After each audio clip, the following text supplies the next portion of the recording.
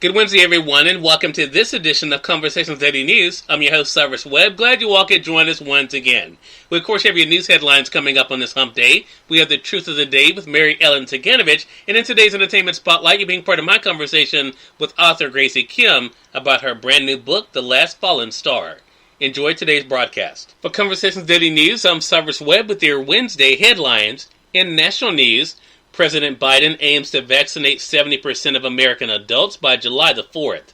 President Joe Biden on Tuesday set a new vaccination goal to deliver at least one shot to 70% of Americans by July 4th as he tackles the vexing problem of winning over the doubters and those unmotivated to get inoculated.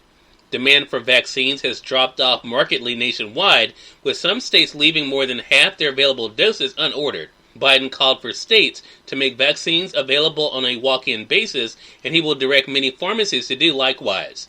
His administration, for the first time, also is moving to shift doses from states with weaker demand to areas with stronger interest in the shots. You do need to get vaccinated, Biden said from the White House. Even if your chance of getting seriously ill is low, why take the risk? It could save your life or the lives of somebody you love. Biden's goal equates to delivering at least the first shot to 181 million adults and fully vaccinating 160 million. It's a tacit acknowledgement of the declining interest in shots. Already, more than 56% of American adults have received at least one dose of a COVID-19 vaccine, and nearly 105 million are fully vaccinated. The U.S. is currently administering first doses at a rate of about 965,000 per day, half the rate of 3 weeks ago, but almost twice as fast as needed to meet Biden's target. I'd like to get it 100%, but I think realistically we can get to that place between now and July 4th, Biden said. He said the administration would focus on 3 areas as it tries to ramp up the pace of vaccinations. 1. Adults who need more convincing to take the vaccine. 2. Those who have struggled or are in no hurry to obtain a shot. And 3. Adolescents ages 12 through 15 once federal authorities approve vaccination for that age group. Acknowledging that the pace of vaccination is slowing, Biden predicted the inoculation effort is going to be harder when it comes to convincing doubters of the need to get their shots. He said the most effective argument to those people will be to protect those they love. This is your choice. It's life and death, he said. In Mississippi news, storm spawned twisters in Mississippi, killed 3 across the South. Much of the South faced more severe weather on Tuesday that has killed at least 3 people, spawned tornadoes Sunday night and Monday, and damaged homes and uprooted trees from Mississippi to West Virginia. Parts of Texas, Louisiana, Mississippi, Alabama, and Tennessee, as well as corners of Arkansas and Georgia, were at enhanced risk for the worst storm, according to the National Storm Prediction Center.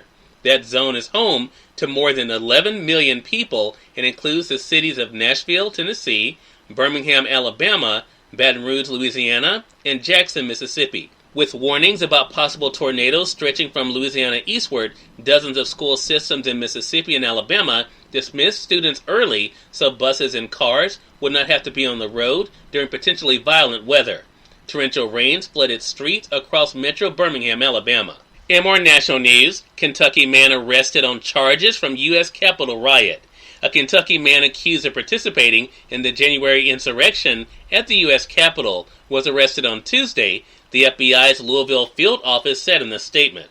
Eric Douglas Clark of Louisville was charged with knowingly entering or remaining in a restricted building or grounds without lawful entry, as well as violent entry and disorderly conduct on Capitol grounds, according to the FBI. The Louisville Courier-Journal reports that the 44-year-old man was booked in the Oldham County Detention Center. At least 11 other Kentucky residents have been arrested in connection with the January 6th riot in which a mob forced its way into the Capitol building, according to the U.S. Department of Justice records. In international news, overpass collapse on Mexico City Metro kills at least 24. The death toll from the collapse of an overpass on the Mexico City Metro rose to 24 on Tuesday as crews untangled train carriages from the steel and concrete wreckage that fell onto a roadway. Monday night's accident was one of the deadliest in the history of the subway, and questions quickly arose about the structural integrity of the mass transit system among the world's busiest. And finally, in the business news, technology shares sink broader market, although Dow has gained. Technology companies drag indexes lower on Wall Street Tuesday, pulling the market further from its recent all-time highs. The S&P 500 fell 0.7%, erasing its gains from last week. Big technology companies like Apple and Microsoft fell as the sector declined for the sixth straight day. Losses in communication stocks and companies that rely on consumer spending also weighed on the market, offsetting gains by financial, industrial, and material stocks. Cyrus Webb, Conversations Daily News. It's now time for the Truth of the Day with Mary Ellen Ciganovich. Mary Ellen, it's all yours. Hi, this is Mary Ellen with your Truth of the Day. Honesty creates harmony. When you are honest in your relationships, interactions will be open with nothing to hide. First, like anything else, you must be honest with yourself. Ask yourself the following questions. Number 1, do you think before you speak? Number 2, do you say what you mean and mean what you say? Always following through with actions. Number 3, do you communicate with others in an open and honest way, being sure they hear and understand you? And number 4, do you look at both sides of any situation? Honesty is important because it is your internal regulator to keep you balanced. When you are out of balance, you see your world off balance as well. Balance without harmony, without honesty, you cannot have a healthy relationship with anyone. Today, choose to be honest with yourself and others, and enjoy the day. Author Graci Kim is featured in today's Entertainment Spotlight. We're here on Conversations Daily News. For Conversations Daily News, I'm Cyrus Webb with the Entertainment Spotlight.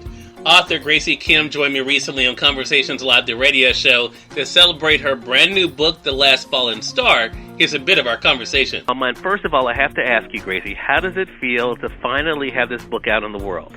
It feels so real is probably the best way to put it, especially because it's all virtual. You know, I live in New Zealand, as you can probably tell from my accent, and I was supposed to be in the US celebrating in person, but that lovely friend of ours, COVID, turned up, and so I'm still in New Zealand. Right, right.